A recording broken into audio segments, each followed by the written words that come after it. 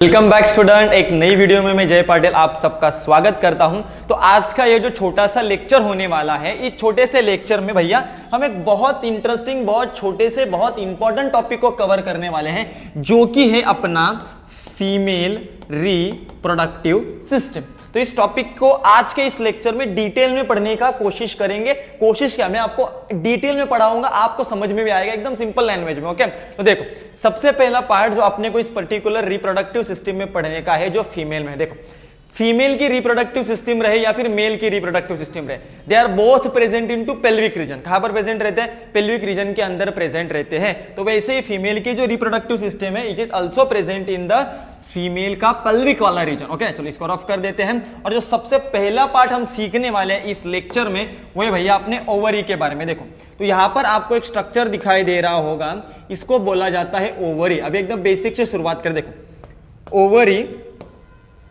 Female के अंदर की एक गोनैड है। गोनैड मतलब क्या? जो बनाती है गैमेट को। सर गैमेट मतलब क्या? ऐसे सेल जिनके पास 23 क्रोमोसोम है, और ये 23 क्रोमोसोम वाले सेल आगे जाकर बेबी को प्रोड्यूस करने के लिए मदद करेंगे, ऐसे सेल को बोला जाता है गैमेट। तो मेल गैमेट बच्चों क्या रहता है? स्पर्म। और फीमेल गैमेट क्या रहता है? ओवम। तो इस ओवम को बनाने के लिए ये जो गोनैड है, जिसका नाम है ओवरी, क्या करती है? मदद करती है। ये जो ओवरी रहती है बच्चों, ये ओवरी प्रेजेंट रहती है पेयर्ड में। पेयर्ड में मतलब क्या? कितनी ओवरी प्रेजेंट रहेगी? दो, एक राइट साइड में और एक लेफ्ट साइड में। एकदम सिंपल सा था। और ये जो ओवरी है ना, इस ओवरी के अंदर बहुत सारे एग रहते हैं।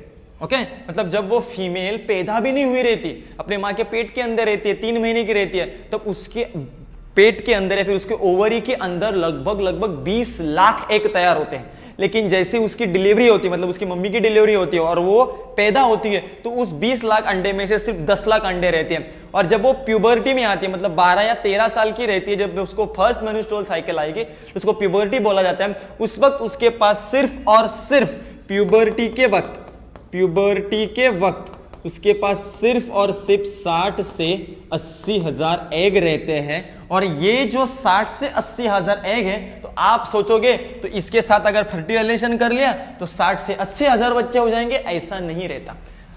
हर 28 दिन में फीमेल के अंदर, सिर्फ फीमेल के अंदर एक साइकिल प्रोड्यूस होती है, जिसको बोलते हैं मेन्स्ट्रुअल साइकिल। प्रोड्यूस क्या होती है? परफॉर्म होती है। जो ये जो 60 से 80 हजार एग हैं, actually they are unmature egg. और इस अनमैच्योर एग को मैच्योर एग में कन्वर्ट करने के लिए एक साइकिल होती है, जिसको बोला जाता है मेन्स्ट्रुअल साइकिल। और ये मेन्स्ट्रुअल साइकिल इस एग को क्या करने के लिए मदद करती है? मैच्योर करने के लिए मदद करती है। तो इतना आपको एक बेसिक बात समझ में आगे रहेगी ओवरी के बारे में। आप यहां पर अगर ध्यान से देखोगे तो ये है ओवरी भैया, ये दूसरी ओवरी भैया। और ये जो ओवरी है, ये फीमेल के यूटेरस से अटैच है। अभी ये कौन सा पार्ट है जिस पार्ट के मदद से ओवरी और यूटेरस अटैच है, उसको बोला जाता है, it is called as ovarian ligament. एकदम सिंपल सी पार्ट है कि ओवेरियन लिगामेंट एक ऐसे तरीके का पार्ट है जो तुम्हारे ओवरी को तुम्हारे क्या फीमेल के यूटेरस के साथ जोड़ने का क्या करता है बच्चों? काम करता है। तो चलो इतनी बात आपको ओवरी के बारे में समझ में आ गया।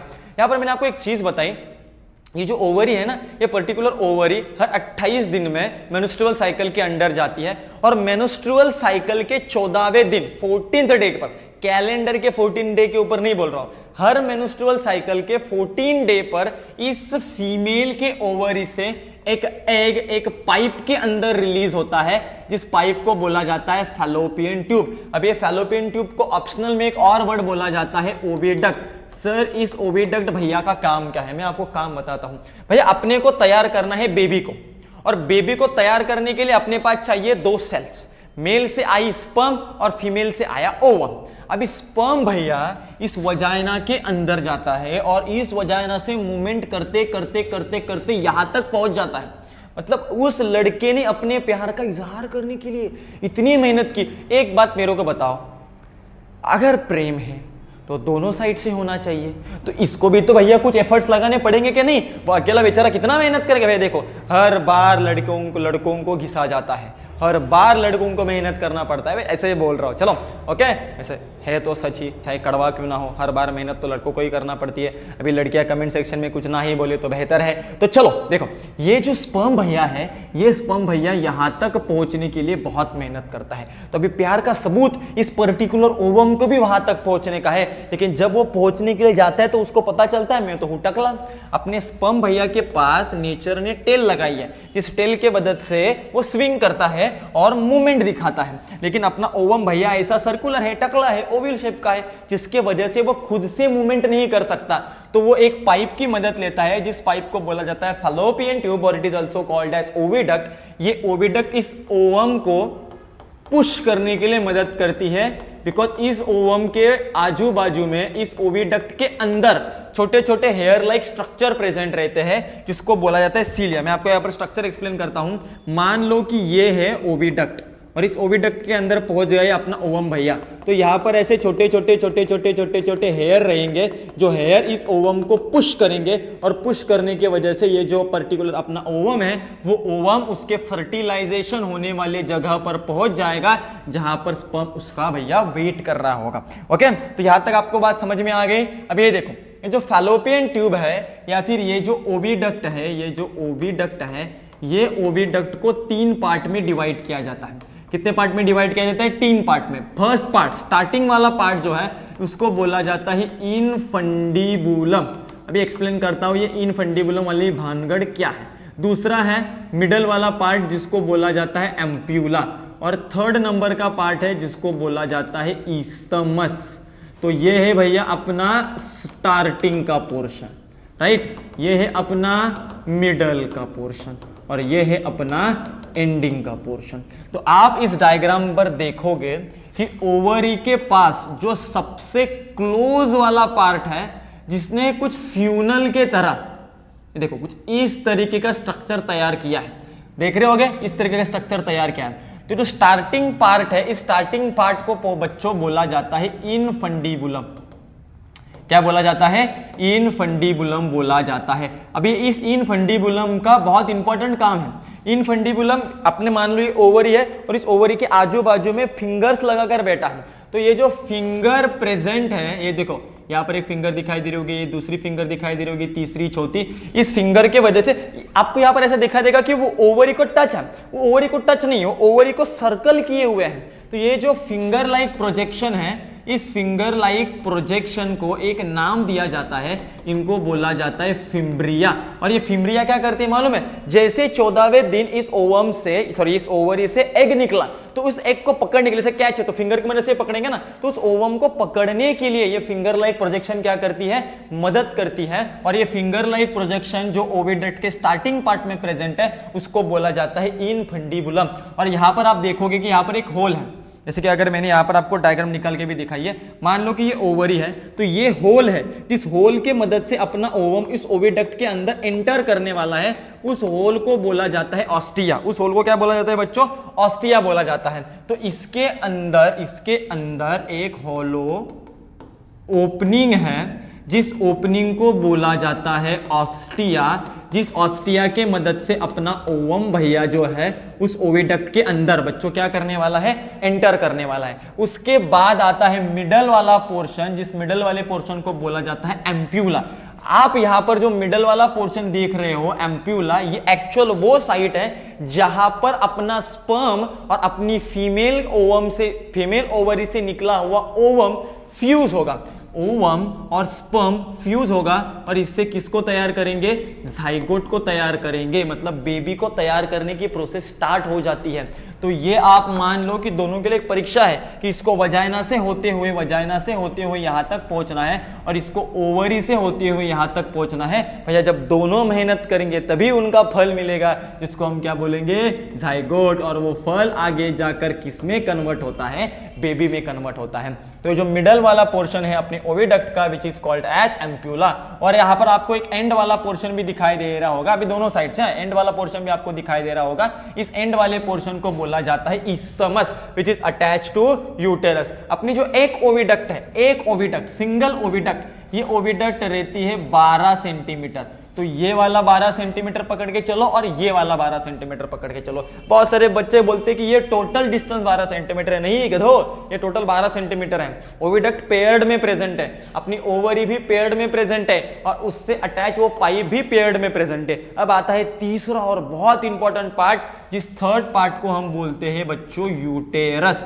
इस यूटेरस को कई बार वुम भी बोला जाता है, वुम भी बोला जाता है और मराठी में इसको बोलते हैं गर्भपिशवी, राइट। ये वुम एक इस तरीके का पार्ट है, ये यूटेरस एक तरीके का पार्ट है जिस यूटेरस के अंदर बच्चों, इस यूटेरस के अंदर बच्चों, इस यूटेरस के अंदर बच्चों एक बच्चा बेबी, ये बेबी जो है वो बेबी ग्रो होने वाला है। तो इस बेबी की ग्रोथ जिस पार्ट के अंदर होती है उसको बोला जाता है यूट्रस। अभी दिमाग में ऐसा ख्याल नहीं आता रहेगा, अरे यार लड़कियों का कितना अच्छा है यार कि उनको आराम से छुट्टी मिल जाती है 9-15 महीने की, तो फिर लड़कों के अंदर प्रेगनेंसी क्यों नहीं होती?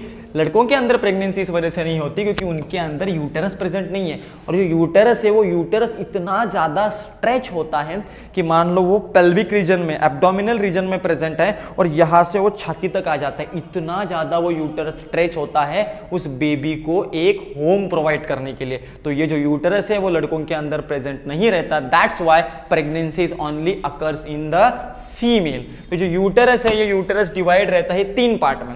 हाँ भैया, यूटेरस भी 3 पार्ट में डिवाइड रहता है।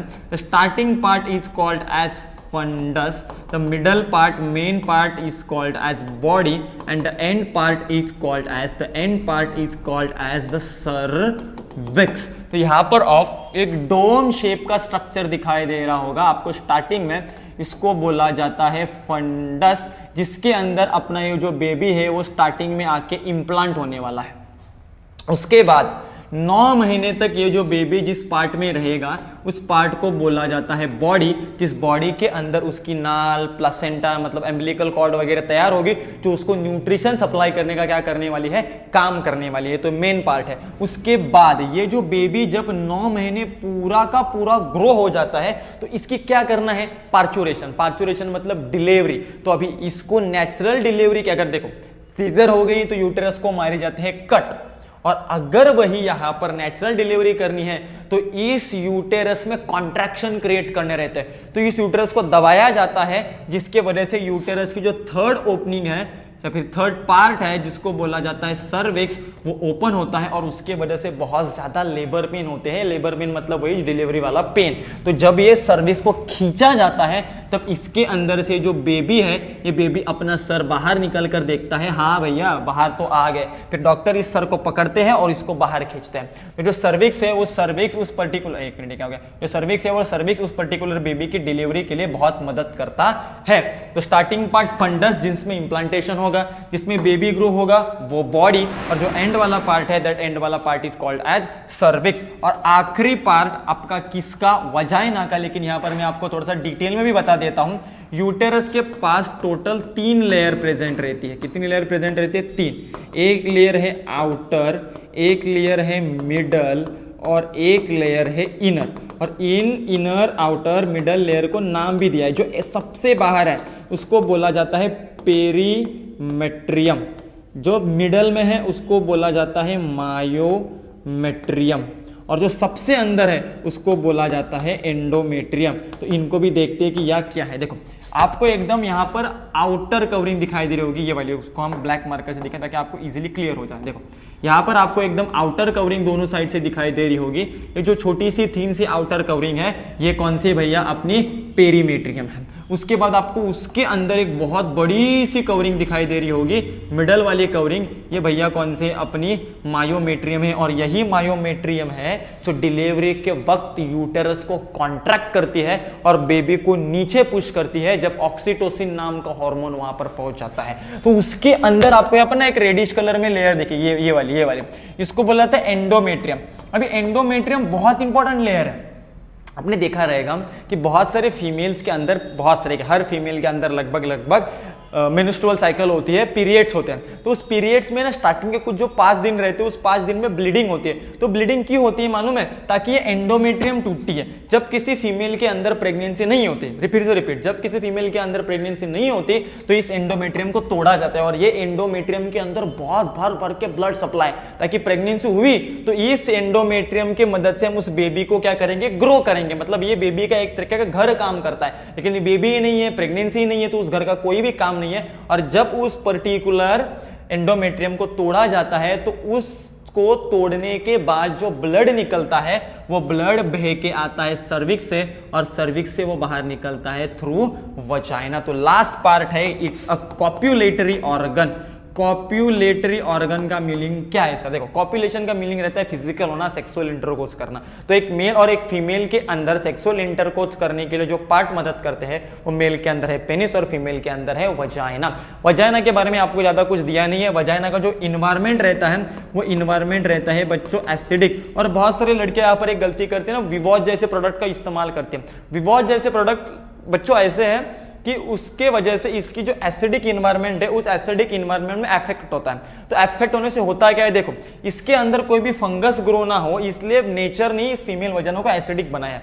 और आप उसको विवॉज जैसे प्रोडक्ट को यूज करके उसके एसिडिक इन्वायरमेंट को कम करते हो, तो न्योता दे रहे हो, पत्रिका जाके दे रहे हो कि इसके अंदर फंगस ग्रो हो और इन्फेक्शन हो, राइट। तो ऐसे प्रोडक्ट को मतलब अवॉइड करना चाहिए, फिर कम करना चाहिए। यहां पर एक मिथ में बच्चों को क्लियर कर देता हूं। वजाइना की जो ओपनिंग है उस वजाइना की ओपनिंग को बोला जाता है वजाइनल ऑरिफिस। और ये जो वजाइनल ऑरिफिस रहती है ना, वो वजाइनल ऑरिफिस एक म्यूकस लाइक स्ट्रक्चर से कवर रहती है जिसको बोला जाता है हाइमेन। और यहां पर ना बहुत सारे लोगों की दिक्कत है, पता तो है नहीं, वो बोलते हैं ये वर्जिनिटी का सिंबल है। भैया ये म्यूकस से बनी हुई लेयर है। नॉर्मली कोई फीमेल अगर स्ट्रेचिंग वेचिंग करेगी तो स्ट्रेचिंग करने की वजह से भी ये पर्टिकुलर हाइमेन टूट सकती है। और पहली बात ये हाइमेन नाम की लेयर कंप्लीट नहीं रहती। अगर आप लड़की लोग भी आप जरा दिमाग लगाओ, अगर ये 100% यहाँ पर पैक रहती तो जब आपको पीरियड्स होते हैं तो पीरियड्स की मदद से जो ब्लड आता है वो ब्लड इस वजाइना से कैसे बाहर निकलता, अगर ये पूरी की पूरी तरीके से पैक रहेगी। मतलब ये पूरी की पूरी तरीके से पहले से ही पैक नहीं रहती, नहीं तो मेंस्ट्रुअल साइकिल में से पीरियड्स में जो ब्लड बाहर निकलता है वो निकलेगा ही नहीं। तो ये दिमाग से निकाल लो कि ये जो पर्टिकुलर हाइमेन नाम की लेयर है, ये हाइमेन नाम की लेयर अगर उनके अंदर प्रेजेंट रहेगी तो फिर वो वर्जिन है, और अगर ये टूटी रहेगी तो फिर उन्होंने किसी के साथ सेक्सुअल इंटरकोर्स किया। ऐसा नहीं होता, नॉर्मल एक्सरसाइज की मदद से भी ये लेयर टूटती है। तो जितना एकदम छोटे से वीडियो में मैं आपको फीमेल रिप्रोडक्टिव सिस्टम के बारे में पढ़ा सकता था मैंने आपको पढ़ाया है। अगर कोई कंफ्यूजन है, कोई डाउट है तो कमेंट सेक्शन में जरूर बताना, उसका मैं रिप्लाई करूंगा। अगर वीडियो में कुछ एक्सप्लेन करते वक्त गलती होगी रहेगी तो वो भी कमेंट सेक्शन में बताना, उसको अगली वीडियो में रिपीट नहीं करूंगा। दोस्तों मिलते हैं नेक्स्ट वीडियो में, तब तक के लिए बेस्ट ऑफ लक।